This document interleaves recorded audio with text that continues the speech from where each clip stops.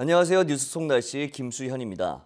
무더운 여름이 지나고 추운 계절이 찾아오면 사람들은 보통 식중독에 대해 안심하게 됩니다.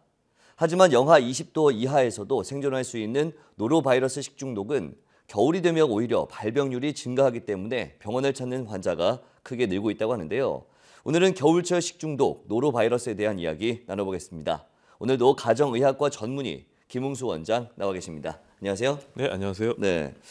사실 추운 겨울임에도 불구하고 개인 또는 집단으로부터 최근 식중독 발생 소식이 들리고 있습니다. 식중독, 겨울철 식중독 노로바이러스라고 있어요. 이게 어떤 건지 자세하게 설명 좀 부탁드리겠습니다. 네, 노로바이러스라는 것은 위와 장에 급성 염증을 유발하는 원인 바이러스로서 복통이라든가 구토, 설사를 일으키게 됩니다. 노로바이러스는 감염된 사람들의 대변과 구토에서 발견되는데요. 1968년 미국의 오하이오주 노워크 지역 집단 식중독 환자에서 최초로 분리되어 노워크 바이러스라고 불렸습니다. 1972년 전자현미경화에서 형태가 밝혀졌고 바이러스 중에서도 작은 구형이어서 소형 구형 바이러스라고 불렸는데요. 2002년 8월에는 노로바이러스는 하나의 명칭으로 통일하게 되었습니다. 노로바이러스는 전 세계적으로 널리 분포되어 있고 전염성이 매우 강하기 때문에 사람 사이에서 빠르게 퍼질 수가 있습니다. 네, 이 노로바이러스는 감기라든지 독감과 증상이 비슷하다고 들었는데 그렇다면 감기와 독감과 좀 구분할 수 있는 어떤 특징이 있을 것 같습니다. 어떤 게 있을까요? 네, 노로바이러스는 대개 24에서 48시간의 잠복기 후에 메스꺼움, 구토, 설사, 복통이 주증상으로 갑작스럽게 나타납니다. 감기나 독감처럼 두통이나 발열, 근육통 등이 나타나기도 하는데요. 감염자의 40에서 70%가 발병하며 대부분 증상은 경미하여 하루나 3일 정도 지나게 되면 자연 회복되며 만성 보균자는 없습니다. 로타바이러스라든가 장 아데노바이러스 등과는 다르게 5세 이하의 영유아뿐만 아니라 성인에서도 감염되어 설사, 복통, 구토 등 장염 증세를 유발하는 것으로 알려져 있습니다. 로타바이러스와 비교했을 때는 상대적으로 구토와 두통은 심하고 고열과 설사 증상은 약한 특징이 있습니다. 소아에서는 구토가 흔하고 성인에서는 설사가 자주 나타납니다. 소아라든가 노인의 경우는 심한 구토로 인한 탈수가 심할 경우 위험할 수 있기 때문에 주의해야 됩니다. 네, 일반적으로 이 식중독 같은 경우에는 음식이 좀 상하기 쉬운 여름철에 많이 발생할 것이다. 이렇게 생각하지 네. 않습니까? 그런데 이 노로바이러스는 왜 겨울에 더 활발해지는 거죠? 네, 아무래도 노로바이러스는 연중 발생이 가능한데요. 그 중에서도 10월에서 11월에 증가하고 다음해 1월에 최고조에 도달합니다. 최근 2011년부터 2015년까지 5년간 식중독 발생 통계에 따르면 노로바이러스 식중독은 매년 평균 46건이 발생하였고 11월에는 5건, 12월에는 10건, 1월에는 9건, 2월에는 5건으로 날씨가 추워지는 11월부터 발생이 급격히 증가했습니다.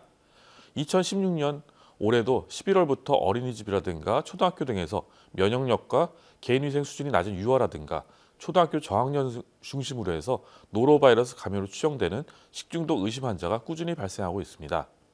겨울철 발생이 많은 이유로서는 노로바이러스가 영하 20도 이하의 낮은 온도에서도 생존이 오랫동안 가능하고 단 10개 입자로도 감염시킬 수 있기 때문입니다.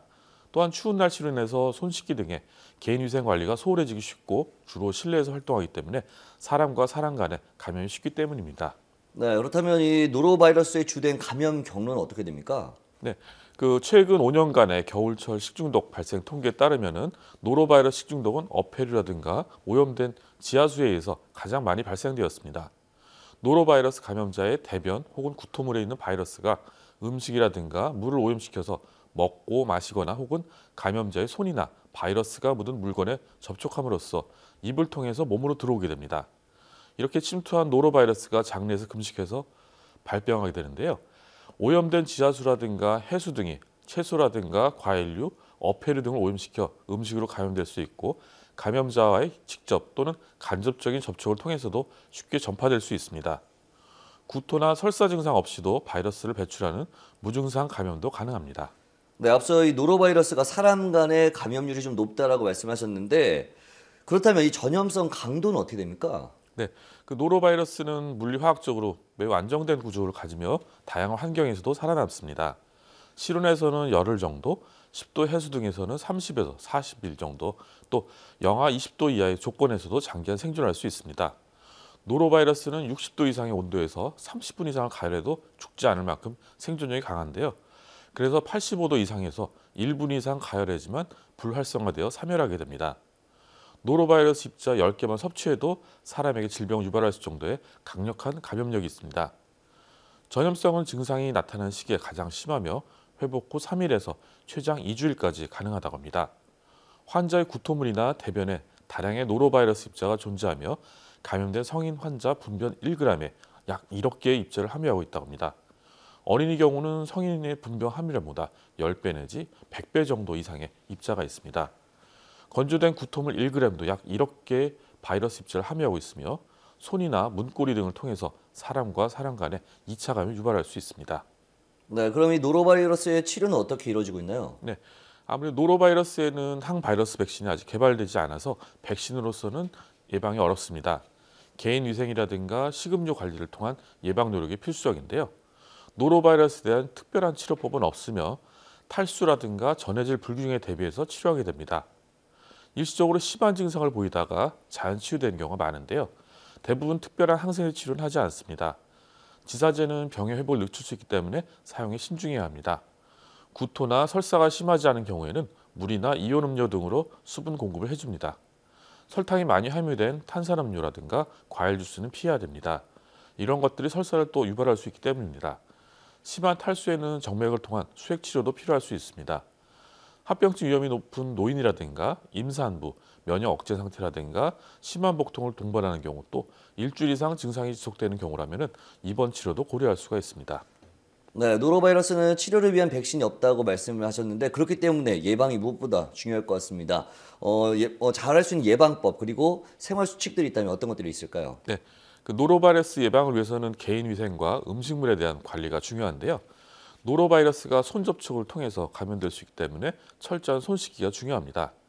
외출에서 돌아온 후라든가 화장실 사용 후라든가 기저귀를 교체한 후 또 식사 전 또는 음식 준비 전에는 반드시 손을 깨끗이 씻어야 됩니다. 손가락 사이사이는 물론 손등까지 골고루 흐르는 물에 30초 이상 씻어야 되는데요. 노로바이러스가 입자가 작고 표면 부착력이 강해서 손에 묻은 경우 비누를 사용해서 흐르는 물에 30초 이상 씻어야 제거가 가능합니다. 구토라든가 설사 등 노로바이러스 감염이 의심되는 경우라면 즉시 의료기관을 방문해야 됩니다. 노로바이러스 식중독 환자의 침이라든가 오염된 손을 통해서도 감염될 수 있기 때문에 화장실이라든가 변기 또 문손잡이 등은 가정용 염소 소독제를 40배 희석해서 소독하는 것이 좋습니다. 특히 바닥에 구토물은 위생용 비닐 장갑을 끼고 오염이 확산되지 않도록 주의해서 치우고 바닥도 반드시 소독해야 됩니다. 오염이 의심되는 지하수는 사용을 자제해야 되고요. 식수나 세척용으로 사용이 불가피한 경우는 반드시 끓여서 사용해야 됩니다. 채소나 과일 등도 가열하지 않고 섭취하는 식품들은 채소 과일용 일종 세척제를 이용해서 깨끗이 씻어서 먹도록 합니다. 굴 같은 어패류는 날로 먹지 말아야 하고 되도록이면 익혀서 먹어야 합니다. 노로바이러스는 열에 강하기 때문에 조리 음식은 중심 온도 85도에서 1분 이상 익혀야 됩니다. 조리가 끝난 식품을 맨손으로 만지지 않도록 주의해야 되고요. 조리기구라든가 식기는 사용 후에 세척 후 열탕 또는 염소 소독을 해야 되고 조리대와 개수대는 중성세제라든가 200배 희석한 염소 소독제로 소독하게 됩니다. 음식 조리자가 배탈이라든가 설사, 구토 등 식중독 증상이 있는 경우라면 즉시 음식물 조리를 중단해야 되고 증상이 회복된 후에도 최소 일주일 이상은 금지해야 됩니다. 네, 그렇군요. 오늘 말씀 고맙습니다. 네, 앞서 전해드린 것과 같이 노로바이러스는 사람 간의 감염률이 높습니다. 환자가 많이 발생하는 시기인 만큼 개인 위생에 각별히 주의를 하셔야겠는데요. 손을 자주 씻고 어패류의 생식은 될 수 있으면 피하는 것이 좋고요. 물은 반드시 끓여서 드시기 바랍니다. 뉴스 속 날씨 오늘 준비한 소식은 여기까지입니다. 시청해주신 여러분 고맙습니다.